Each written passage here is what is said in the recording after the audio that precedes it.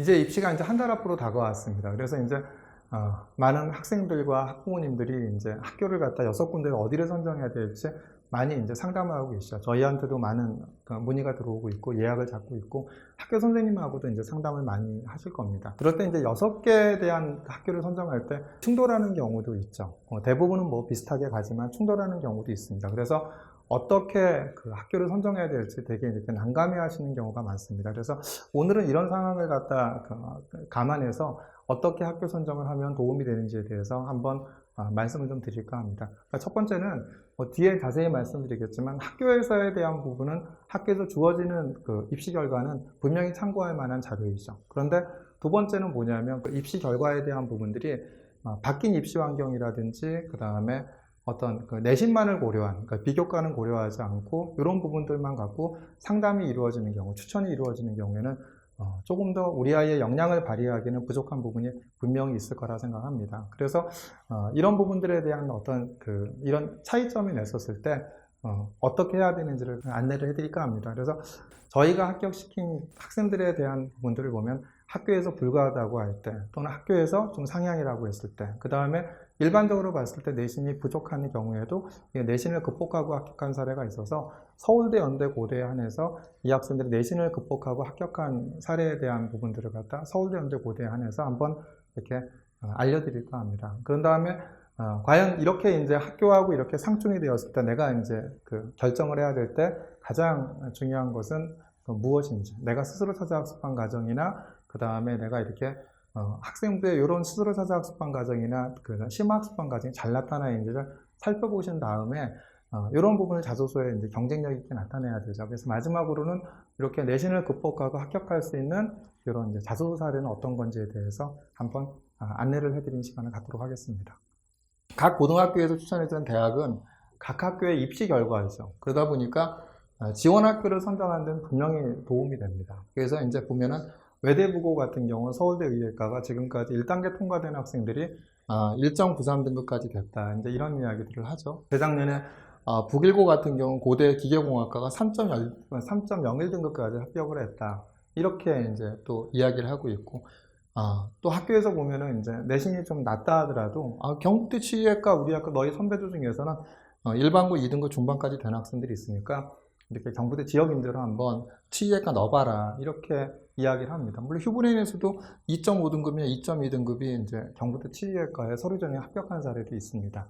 그러니까 이런 데이터들을 보면은 학교에서 이렇게 이야기해주는 이런 부분들이 분명히 입시에 도움이 됩니다. 그것이 다 무조건 따라야 되냐? 저는 그거는 아니라고 생각합니다. 하지만 이거 왜냐하면 이제 선생님들이 보셨을 때에 대한 부분들을 갖고 대부분이 이제 선배들의 입시 결과, 우리는 어디까지 갔다라는 이런 입시 결과만 있기 때문에 첫 번째, 전형이 바뀌는 경우도 있겠죠. 두 번째는 이번에 블라인드 평가로 인해서 물론 이제 내신이 올라간 학교도 있지만 상당수의 학교에서 블라인드 평가로 인해서 비교과의 영향이 더 커진 학교들이 있습니다.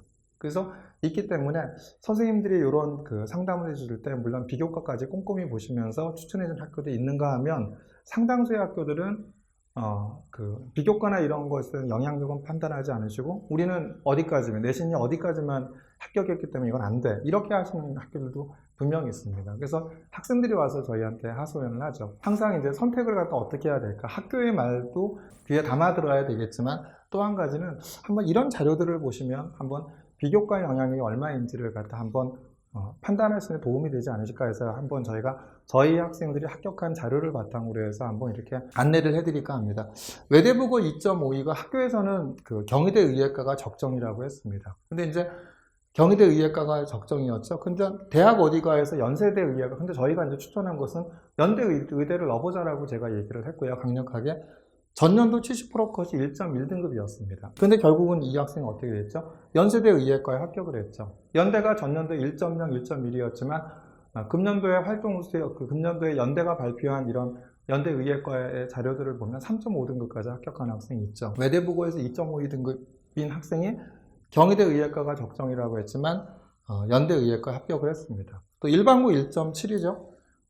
이 학생들 같은 경우도 이제 그 전년도에 보면은 대학 어디가의 자료를 보면 50%까지 1.0이고 70%가 1.2죠. 그러니까 일반고 학생이 1.2등급인데 한양대 의예과를 넣는 것이 쉬운 선택은 아니죠. 근데 결국은 한양대 의예과에 넣어서 합격을 했습니다. 저희 얘기는 뭐냐면, 근데 올해는 어땠죠? 올해는 그 50%까지 1.5였고 70%까지 1.7이었죠. 이렇게 블라인드 평가가 됨으로 해서 오히려 비교과 영향이 커졌기 때문에 전년도에는 1.0, 1.2였지만 이번 입시 결과에서는 70%까지 1.7이면서 저희가 지도했던 일반고 1.7등급인 학생이 한양대 의예과에 합격을 했습니다. 그 다음에 이제 국제고에 3점 초반인 학생도 서울대 치의학과 70%까지 서울대학교가 전년도에 발표한 자료는 1.6등급이었죠. 그런데 서울대 치의학과 합격을 했죠.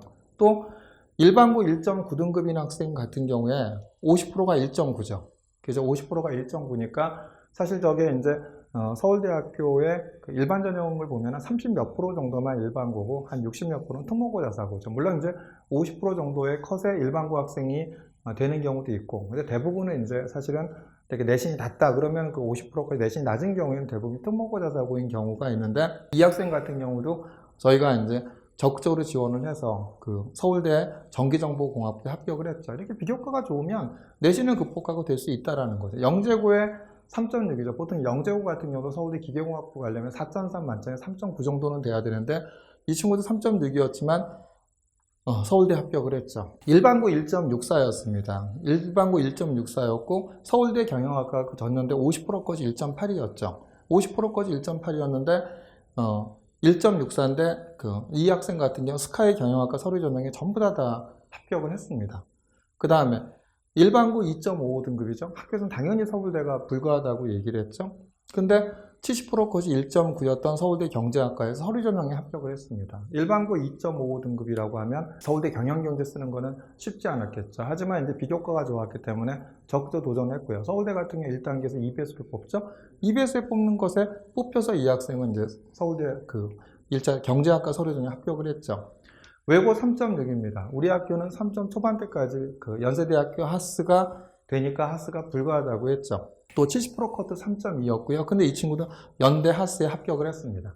이제 좀 더 이제 오늘 저희가 이제 뭐 연대 고대까지만 한번 소개를 해드릴까 하는데요. 일반고 2.16등급인 학생, 그 수도권에 있는 일반고죠. 연세대학교 불가하다고 얘기를 했죠. 그리고 연세대학교 불가하다고 얘기했고 연대 면접병인 70%까지 1.3이었습니다. 근데 결과는 어땠냐? 일반고 2.16인데 연대 면접형에 연대 신소재공학에 합격을 했습니다. 지방자사고 3.09죠. 근데 여기도 연세대학교가 쉽지 않다. 3등급 때 넘어가면 우리 학교는 쉽지 않다. 이렇게 얘기했는데 연대 불가하다고 얘기했는데 지방자사고죠. 그런데 연세대 영어 영문과 합격을 했습니다. 70%까지 얼마였죠? 1.8이었죠. 지방자사고 4.69등급도 연세대 불가하다고 학교에서는 얘기를 했죠. 근데 연대 ISE에 서류 전형에 합격을 했고 IS가 70%까지 2.0이었죠. 일반고 2.95등급 같은 경우에도 고려대 어떻다? 고려대가 쉽지 않다. 고대 불가하다고 얘기를 했겠죠. 근데 이제 그 70%까지 고대 건축학과가 2.5, 그 전년도에 그랬죠. 그러니까 2.5니까 70%까지 2.59, 근데 일반고였죠. 일반고 2.95니까 넣기가 쉽지 않죠. 근데 고대 건축학과에 합격을 했죠. 일반고 3.45 같은 경우도 고대가 불가하다고 얘기를 했겠죠. 70%컷이 3.1이었는데 근데 고려대 10분자원 경제학과에 서류 전형에 합격을 했죠. 자사고 4.6 같은 경우도 이제 고대 합격을 했는데 고대 영어 영문과죠. 근데 70%까지 2.8이었죠. 요번에 고대를 보면 대부분 어디서 끝났죠? 자연계열 같은 경우 3.5부터 4등급 사이에서 끝났고 인문계열도 대부분이 4등급이나 4등급 극초반에서 끝났죠. 근데 문과대학만 이렇게 그 4등급 후반대까지 갔는데 그 4등급 후반을 갖다 합격시킨 학생들이 저희가 이제 합격시킨 학생이었죠. 그래서 4.70%가 2.8일 때 4.6등급인 학생이 고대 합격을 했죠. 마찬가지로 자사고 4.19등급인데 고대 통계학과에 70%까지 3.2일 때 고대 통계학과에 합격을 했죠. 또 지역 자사고 2.8등급인데 고대 경영, 이게 대부분 이제 학교에서도 이건 상향이다라고 얘기해서 좀 만류를 했죠. 근데 저희가 고대를 넣어보자고 얘기를 했고요.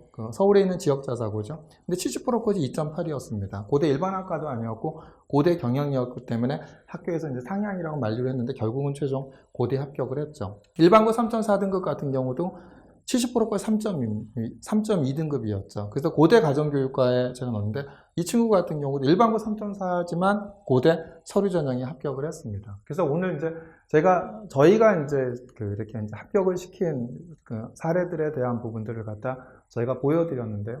이런 내용들을 보면 내신이 부족하다 하더라도 비교과가 충분히 좋다고 한다면 충분히 내신을 극복하고 합격할 수 있는 사례가 아닌가 생각이 듭니다. 그렇기 때문에 학교의 입시 결과를 참조하되 학생부 종합전형 안내서에 나온 평가 기준이 얼마나 부합하는지를 한번 살펴서 지원해 볼 필요가 있다고 생각합니다. 학교의 입시 결과를 참조를 하되 그 다음에 선생님들이 꼼꼼하게 나의 학생부를 평가해 주신다면 그 의견을 따르되 선생님들이 학생부 이런 비교과에 대한 영역은 크게 보지 않으시고 단순한 입결 결과만 갖고 만약에 이제 이렇게 학교를 추천해 주신다고 한다면 선생님 말에 당연히 순응을 해야겠죠. 하지만 나의 입시 결과이고 우리 아이가 가고자 하는 대학이기 때문에 조금 더 이런 내용을 갖다 본 다음에 내가 지원할 학교를 갖다 다시 한번 이렇게 서칭해 보시는 것도 답이 아닌가 생각합니다. 그래서 제가 계속 얘기했지만 제일 중요한 것은 뭐다? 고교와 대학의 연계 교육 과정에 따른 심화 과목 이수 여부와 스스로 찾아 학습한 과정이 나타나 있는지 살펴보자. 그러니까 자연계열 같은 경우 뭐죠? 고급 과목들, 고급 수학 과목들, 그죠? 그 다음에 이제 인문 계열이라 하더라도 뭐 전문 교과든 심화된 과목을 내가 스스로 찾아 학습한 과정이 나타나 있는지 학생부와 그게 부족하다면 자소서에 나타낼 어떤 근거들이 학생부에 충분히 있다고 한다면 내신이 좀 부족하다 하더라도 한번 적극적으로 지원해 보시는 것도 답이 아닌가 생각이 들고요. 창체활동, 세특 등의 교내활동과 교과 수업에 생긴 궁금증을 스스로 찾아 학습한 과정이 잘 나타나 있는지 한번 살펴보시고 이러한 내용들이 충분히 나타났다고 한다면 내신을 극복하고 지원할 수 있지 않은가 생각이 듭니다. 그래서 이런 학생들이 한번 저희가 이제 지도했던 사례들을 보면 이제 고대 의예과죠. 한번 보시면은 자소서를 갖다 이렇게 썼죠. 저는 유전자의 기능에 대해 관심이 많았기에 생명과학 시간에 유전자 돌연변이에 관한 내용을 흥미롭게 배웠습니다. 하지만 교과서에서 이 내용은 한쪽밖에 되지 않았기에 교과서에 나온 질병처럼 한 가지 유전자가 발병에 결정적인 영향을 주는 것도 있지만 여러 유전자의 돌연변이로 발생하는 질병도 있지 않을까란 궁금증이 생겼습니다. 유전자가 질병에 미친 영향에 대해 의문을 가지던 중 유전체 다가온 미래의학을 읽으며 SNP를 접했습니다. 어떤 것은 질병으로 이어지기도 하고 개개인의 다름에 이바지하기도 하는 SNP의 특징이 제가 생각한 유전자 돌연변 역할과 일치함을 깨달았습니다. 이후 암과 같은 질병을 치료할 때 암의 발병에 이바지하는 돌연변이의 유무를 분석하여 환자에 따라 적합한 치료제를 선정할 수 있다고 생각했습니다. 암의 발생 과정에서 유전자의 역할에 대한 궁금증은 코세라의 Introduction to Biology of Cancer 강의로 저를 이끌었고 완강하여 암의 증식 과정에 대해 심층적으로 분석하는 것을 목표로 삼았습니다. 그중 암의 10가지 특징을 인상적으로 배웠는데 공부 중 프로서바이벌 단백질과 같은 내용은 낯선 전문 용어였습니다. 하지만 어렵게 느껴지는 내용도 내 것으로 삼을 수 있다는 믿음으로 공부했고 이 내용이 로버트 와인버그의 논문을 바탕으로 한다는 것을 알게 되어 그의 암의 생물학을 참고하여 학습하며 이해하려 했습니다. 이렇게 공부하며 최소한 6, 7개의 돌연변이가 있어야 발병되는 암이 제가 처음에 생각했던 질병의 사례임을 깨달으며 성취감을 느꼈습니다. 어떻죠? 내가 하고 싶어하는 공부에 대한 부분을 스스로 찾아 학습한 심화학습한 과정이 잘 나타나 있죠. 다음에 요번에 이제 고대 국제학부에 합격한 학생의 이제 자소를 한번 보겠습니다. 국제경제수업과 탐구활동을 통해 세계경제를 보는 시각과 다양한 변수를 분석하는 방법을 배웠습니다. 국제경제수업에서 자유무역이 이루어지더라도 개발도상국은 저부가 가치 산업에 특화하게 되어 세계의 빈부격차가 확대될 수 있다는 내용을 접하였습니다. 자유무역의 질서가 개발도상국에는 여전히 불이익이 될 수 있다는 점이 충격적으로 다가왔습니다. 이후 전문서적 PDF와 논문을 읽으며 개발도상국이 경제성장을 이룰 수 있는 방안을 다루는 경제발전론을 스스로 공부하였습니다. 경제발전론, 공적개발 원조를 공부하며 알게 된 지식을 바탕으로 르완다의 경제성장 방안에 관한 보고서를 작성하였습니다. 국제경제시사 발표 과제에서는 더 이코노미스트의 이집트 경제 관련 기사를 선정하여 현실을 이론에 적용해 보기도 하였습니다. 세계은행의 오버뷰 자료 등을 바탕으로 이집트의 경제를 조사하고 경제발전론을 적용하여 자율시장 활성화, 정보통신기술, 산업투자 등 개선 방안을 찾아 발표할 수 있었습니다. 이러한 활동에서 이집트의 GDP 규모 등의 수치를 찾아가며 나름의 분석을 해보았지만 경제 수치를 직접 해석할 수 없어서 언론과 기관의 평가에만 의존한다는 한계를 느꼈습니다. 반면 경제 분야의 논문들은 대부분 통계적 분석 방법을 활용하고 있었습니다. 통계 분석론 학습의 필요성을 느껴 인문통합 수학의 활용 탐구 활동에서 강의와 서적을 통해 회귀 분석 방법론을 학습하고 환율과 수출입의 관계를 회귀 분석하였습니다. 한국의 주요 무역국인 미중일을 대상으로 환율과 국내 총생산 간의 관계를 엑셀 분석 도구로 회귀 분석해보고 수출입 구조와 특징을 조사하여 각 회귀 함수가 도출된 배경을 이해할 수 있었습니다. 어떻죠? 이런 이제 고대 국제학부에 합격한 이 학생 같은 경우에도 스스로 찾아 학습한 과정이 잘 나타나 있죠. 그러니까 이러한 요소들이 학생부에 잘 나타나 있고 이걸 바탕으로 자소서를 갖다 학업 역량이 나타나 있는 경쟁력 있는 자소서를 쓴다고 한다면 내신이 좀 부족하다 하더라도 충분히 내신을 극복하고 합격할 수 있지 않을까 이렇게 생각합니다.